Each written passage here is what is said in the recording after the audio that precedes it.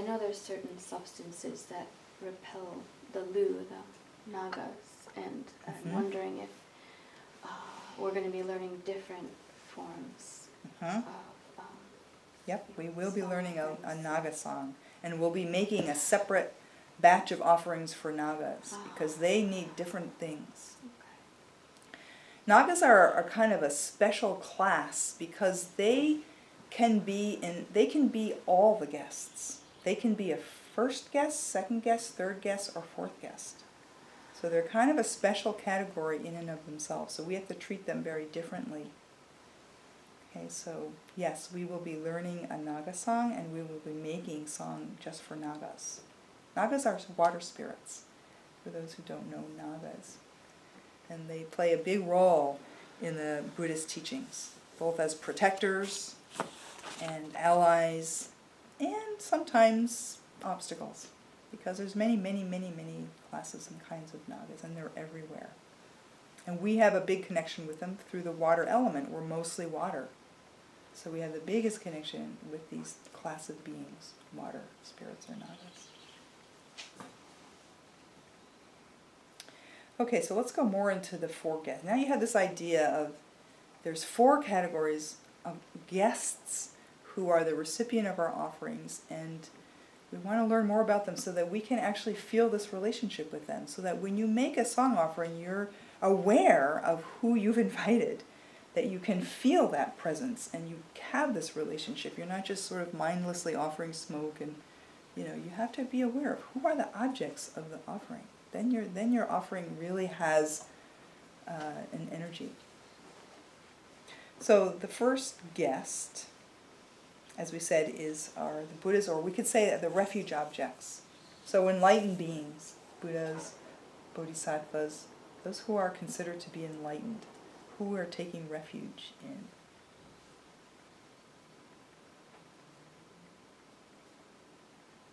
So again, it's important to have whatever is a sense of something higher than you.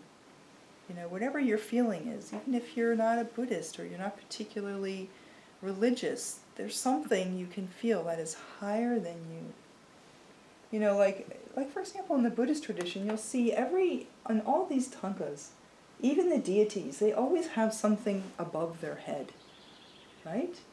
These images of enlightened beings also have something higher than them. The rikdak, the source, always above their head, right? There's always, these images always have something higher above their head, feeling that there's something higher. And also all lamas, if they're true lamas, they always keep their guru above their head. They always bow down to their guru. Even the highest of the gurus, they all have somebody, some object that's higher, they consider higher than them. That's really important to have this sense. Number one, it keeps us humble, right? Keeps us humble, and it keeps us accountable. Keeps us accountable for our actions if we feel like there's something higher than us. It's really important to have this. That's the first guess, whatever you consider to be higher, highest form. So we say enlightened beings, Buddhas, objects of refuge. Some people don't have a first guest. People who are very egocentric or narcissistic, they think they're the center of the universe, nobody higher than them. Right? They don't have a first guest. For them, that first guest relationship isn't there. Right? There's some people also who don't have a fourth guest relationship. They have no sort of sense or compassion, right, towards beings who are lower than them. Right? That's our relationship with a fourth guest, is a compassionate one. Some people don't have that, so they're missing the sense that there's a fourth guest. Right? So first guests are objects of refuge, enlightened beings. If you have a shrine in your house, you have a first guest. So shrines are for first guest. Right? They're not for second guest, third guest, or fourth guests. Shrines are for the first guest. So if we have a shrine, we have first guest. And so on the shrine, we keep maybe photos of first guest. Right? We don't put photos of family members or photos of third or fourth guests. Only images of first guests, because that's for the first guest. Right? So if you have a shrine, you have a first guest.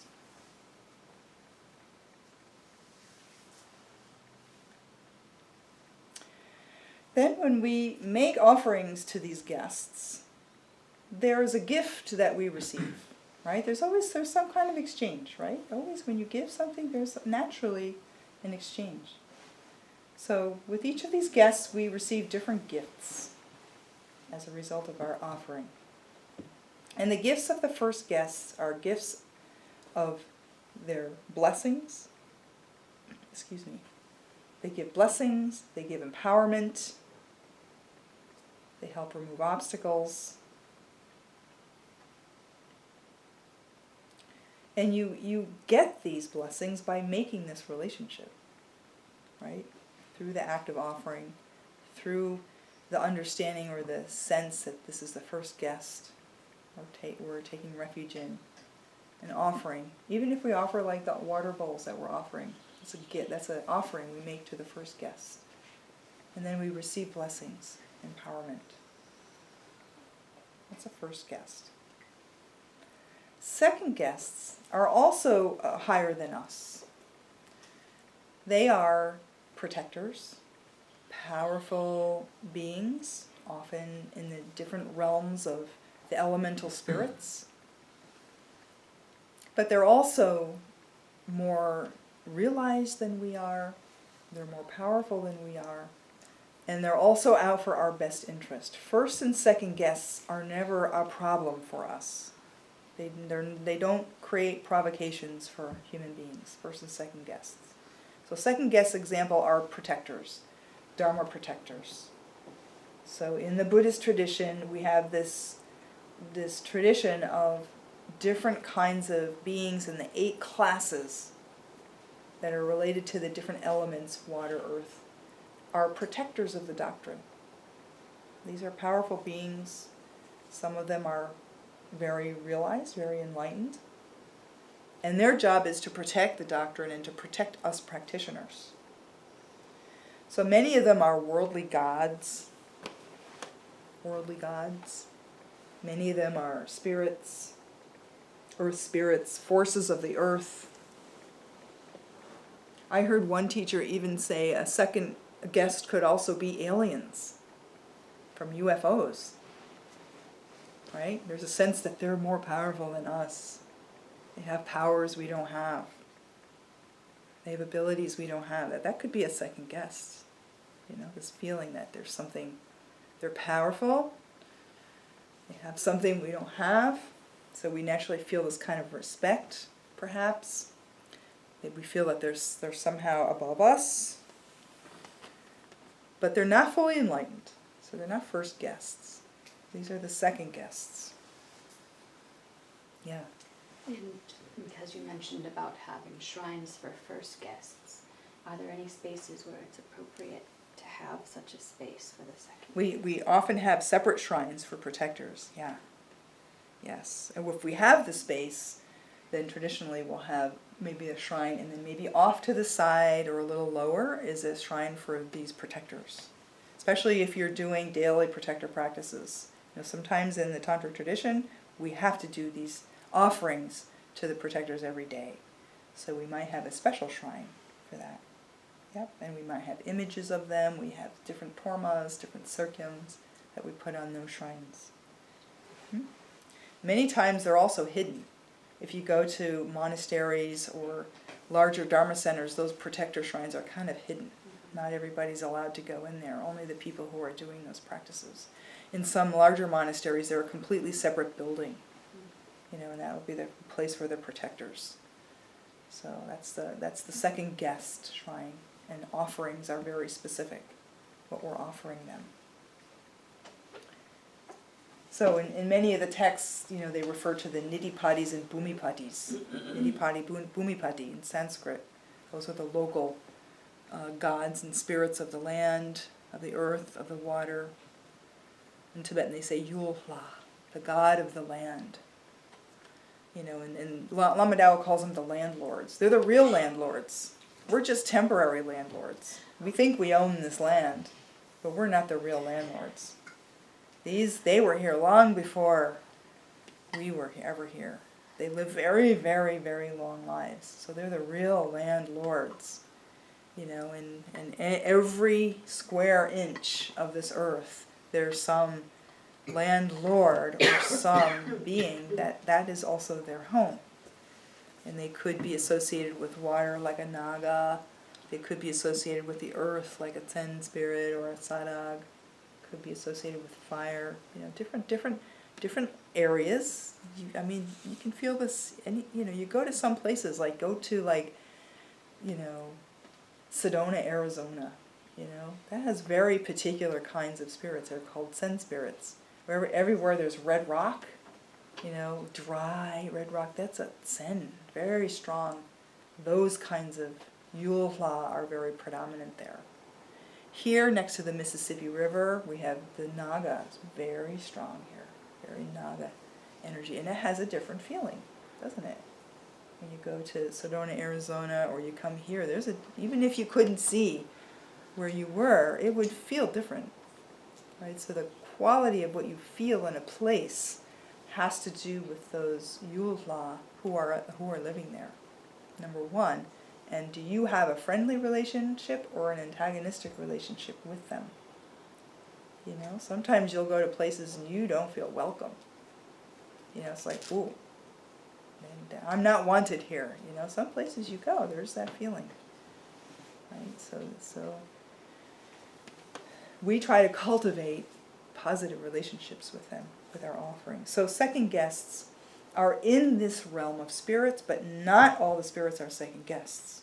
Okay, so that I want to make very clear. Second guests are particularly those that are protectors of the doctrine. They have high levels of realization. They are also practitioners, spiritual practitioners. Even when you go back to the earliest writings of Buddhism, the sutras, when you read the sutras, it'll all say in the end who was there receiving those teachings.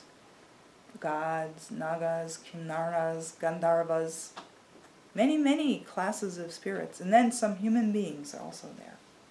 Like the very first teaching that Shakyamuni gave in Sarnath on the Four Noble Truths. There was only 5 human beings, but many, many gods, nagas, kinnaras, many. So they're also listening to the teachings. They're also practitioners. And they're our Sangha. They're among our Sangha. And some of them are really helping us accomplish what we want in our practices. It's always been there. You go to any monastery in China, Japan, you'll see images of what they call the 4 direction kings. Those are some of the earliest protectors of the Buddhist doctrines. They are yakshas, earth spirits. They are holding the 4 directions. So they're painted on outside all the monasteries, not just Tibetan Buddhists, but all the Buddhist Mahayana monasteries recognize the 4 direction kings as a protector of that space and a protector of the doctrine. And then during the Tantric, Guru Rinpoche's time, many, many, many different protectors he had to subjugate because they were associated with shamanistic or Bonpo and they were against the Buddhist teachings coming into this land. Then Padmasambhava subjugated them and they became protectors. And that is still happening today. As Buddhism comes to the West, Europe and the Americas, lamas are also encountering these spirits and having to turn them into protectors. Okay, this is also happening. And when Dudjom Rinpoche was in France, he passed away in France. There's many, many stories of his visions of he called them the ancestor deities that were all very upset because nobody was paying attention to them anymore. And so he made special prayers for the French to recite, to make this connection, reestablish this connection to their ancestral spirits. When the Karmapa, the 16th Karmapa, first came to Woodstock, New York in the 1970s, he had a direct encounter with a yellow yaksha who was kind of like challenging him. What are you doing? They bought this land, they wanted to build this monastery. And he subjugated this yellow yaksha and made a protector practice. So now the people there, they have to say this protector practice to this yellow yaksha, who's become a protector of that particular place. He was the mountain god of the mountain there in Woodstock in the Catskills, who confronted Karmapa. What are you doing? Why are you doing this? And Karmapa befriended, we say subjugated, but really, brought them under their sway, and now this yellow yaksha is a dharma protector. So in the United States, and also Lama Dawa, when we first came here, he had an encounter with the Nagini of the Mississippi River, who came to him in a vision, Sri Palmo, and challenged Lama Dawa, what are you doing? And so Lama Dawa had this encounter, and now we have this practice that we do for the Mississippi goddess, Sri Palmo. Because now we're friends, right? We want to be good neighbors. Just like good neighbors come over and bring cookies or whatever to foster good relations, this is what we do, right? We want to foster good relations. First, we want to acknowledge that they exist. We're not the only ones here.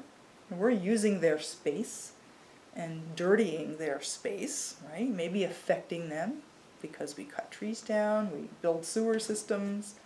This has effects. And we want to be a good neighbor, keep good relations.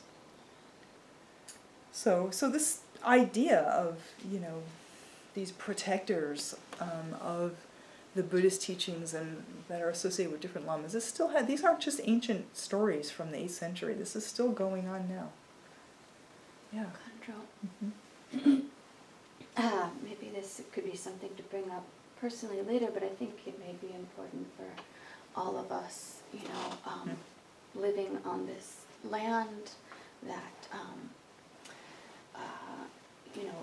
once had human beings of different tribal affiliation in relationship with the local deities and spirits, and I'm pretty sure all of us here come from peoples in Europe, and it's a very complicated history of settlement and resettlement, very violent, and yet here we are, many of us as practitioners of Tibetan Buddhist lineages, also from elsewhere, and it's something I have always felt not quite settled in, in forming respectful, healthy relationships with the beings of this place. Yeah. I don't speak Ojibwe. I'm not trained in those particular traditions.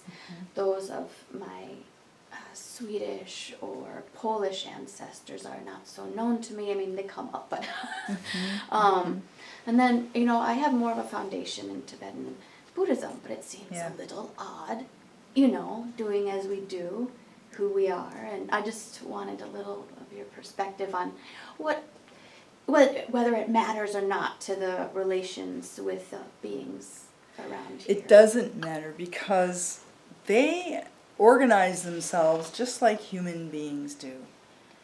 There's different kinds of nationalities and different hierarchies. So having a connection with a spirit that comes from Tibet is not a conflict with making the same connection with those spirits here because they're related. Right? So it's just like, your ancestors that come from Sweden, right? Now you're American, right? But you have that connection, right? So when we make offerings to spirits in this place, and these offerings are going out and being dissolving into space, we're going beyond this space-time continuum. Yeah. And they live beyond our space-time continuum. So they're not as bound by that sense of place as a solid thing. Okay, and that's one thing, Lama Dawa talks about a lot because, for example, like the Tenma goddesses, Tseringma is the Tenma goddesses, right? They're very big in Tibet, and they often say, these are the protectors of Tibet or this Tibetan mountain. But what about here in the United States? These Tenma goddesses are all over the world. You know, the yakshas are all over the world, and they have their own relationships with each other. You know, so when we make friends, you know, if you know somebody goes to Sweden and makes friends with your relatives in Sweden, and you hear about it, and you know they say good words or something like that, that has an effect on you too, right? So through this relationship that really goes beyond, it's not limited, so limited as we humans are. We're very localized. We're either here or we're there, but we're not in both places at the same time. But they can be in all places, because they're not bound by this dimension of time and space. And yeah, and so when we make these offerings that go out into space, here we are sitting on the bluff in Lansing, Iowa, and making this smoke, and maybe we only see the smoke, it goes this far, but we have to trust that smoke is going everywhere, because it's dissolving into space. And also, through the strength of our own practice and our own ability to enter into that space, the spaciousness of our own meditation, then that can really happen. And so it's not really a contradiction. It's a support. You know, the more, in fact, it's helpful. It's helpful to sort of, you know, make friends with those, you know, associated spirits here supports all the practices of Tibet. You know, it's sort of like we're getting more of them, becoming more aware of them. The biggest thing I find for us Westerners is to start being just aware that this exists. You know, because most in our culture, in this materialistic, reductionist culture we live in, to even acknowledge the existence of this realm of sentient beings, you know, is a big stretch. You know, and how we affect them and how they in turn affect us. And many, many, many of the problems that we have can be explained by understanding this relationship and always making efforts to, wherever you go, to cultivate these relationships. So, for example, the song practice, you know, do it wherever you go. I have found, you know, when I travel and I go different places, I always try to find opportunities to do song. Even if I'm not there for, you know, particularly for practice, I have my little portable song kit, you know, and I'll try to go, if I'm in Puerto Rico, I try to go to El Yunque, the mountaintop there, and do song. You know, or if I'm in Germany, then I go up to the Alps and do song. You know, it's just, and I don't live there, right? But I'm making positive, like, as a representative of the human being realm, right? I'm a representative of the human realm. And we have a lot to apologize for, you know, as you say. You know, especially, like, of course, in America, how much we destroyed, how much negative energy we created here. But that's true everywhere. That's true everywhere. Right? So as a representative of this human realm, I make this offering to you in these realms. To make the relationship. I know you exist, and I'm making a friendly, you know, offering. Yeah. I was going to say, kind of like a reverse way of looking at the drip in different environments is that when I began doing Ryo Sancho in my lineage tradition, I noticed that when I would go various places, like I'd be traveling, I'd go someplace, be in a hotel, there would be different ways that I felt in that location. And quite often it didn't feel good or easy, you know? And one of the ways that I tried to approach practice was doing song offering wherever I was, because I noticed that it wasn't as easy as doing it at home. Right? It was more difficult. I go someplace and it was like, well, it's this kind of feeling of building a muscle that could operate no matter where I was. Right? That's great, yeah. Because it would be more difficult, it would feel more difficult somewhere else. And so there's a sense of working with that, you know, working with generating within that. And then what happens after you do it? It feels better, doesn't it? Always. Always. After you do song, there's always this feeling of upliftment, right? Clears the air, literally. Yeah, so we'll learn all different, you know, the kind of larger songs that we do as a group, but there's also personal ways to do song that we'll talk about. How you can take this on the road and literally do song anywhere you are. Yeah. So is some of these are sentient beings? They're all sentient beings. All sentient beings. Yep. There's 8 classes of spirits, and they're all sentient beings. Okay.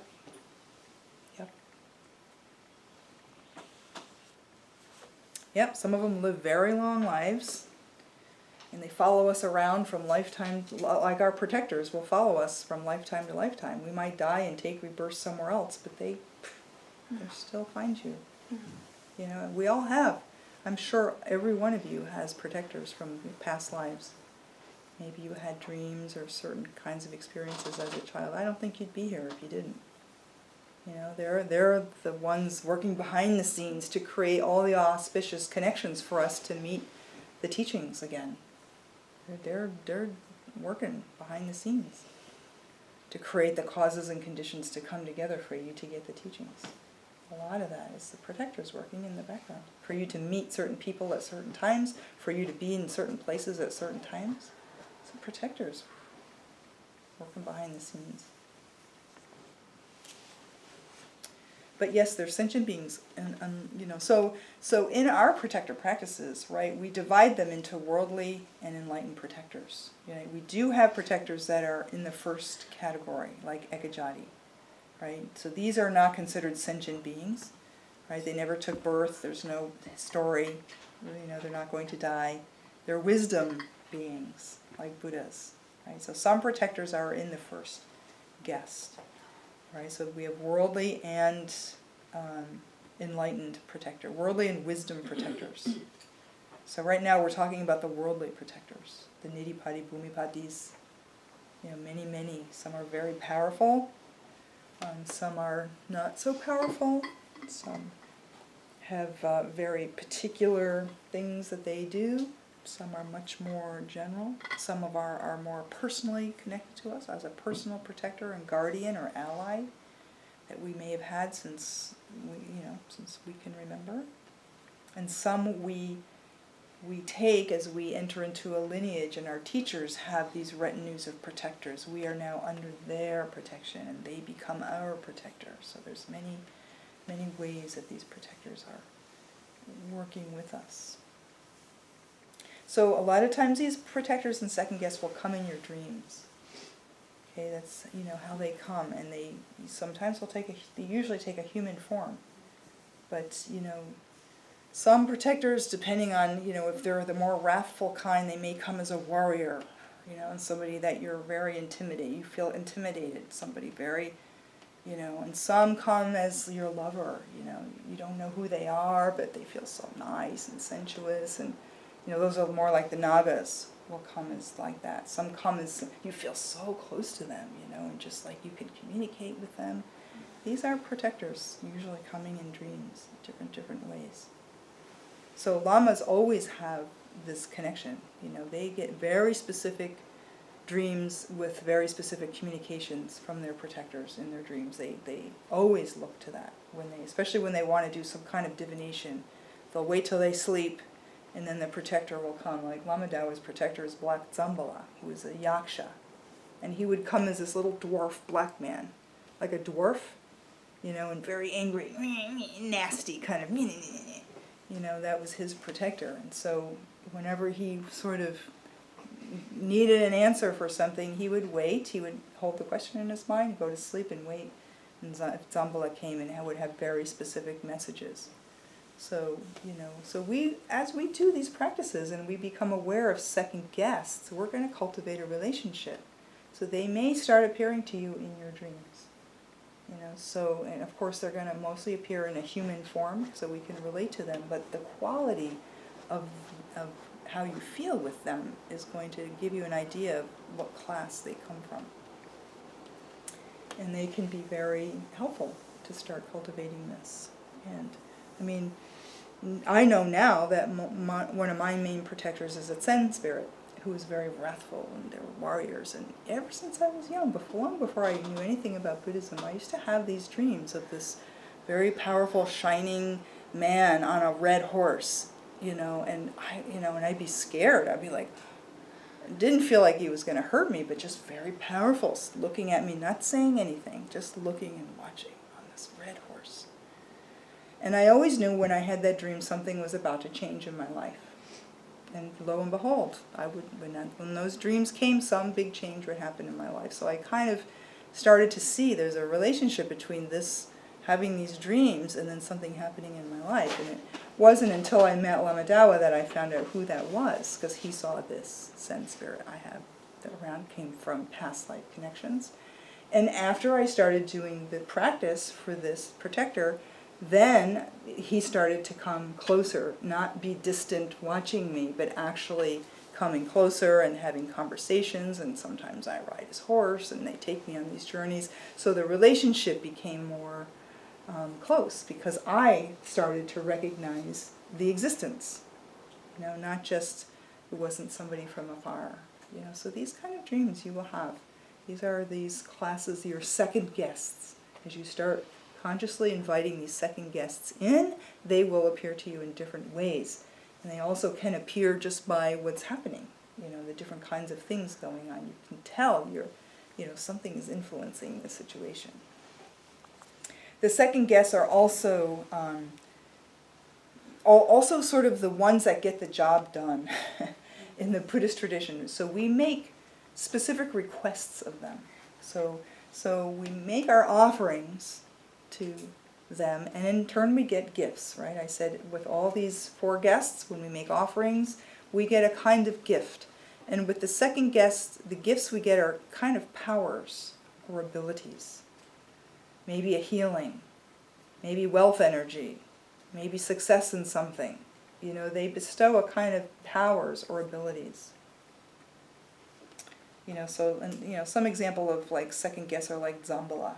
Most people are familiar with Zambala. Zambala is a yaksha associated with wealth. So sometimes we have different song offerings that are targeted towards these second guests, right? And I am going to be giving you some song offerings that are specifically has to do with generating wealth energy, right? So we're offering to particular guests. So they bestow different kinds of powers. They don't give blessings like the first guest. First guest gives blessings. Second guests give powers. So it's these second guests that are sent on missions that lamas will communicate with and tell them to when they're trying to accomplish something. These second guests are doing a lot of the work behind the scenes.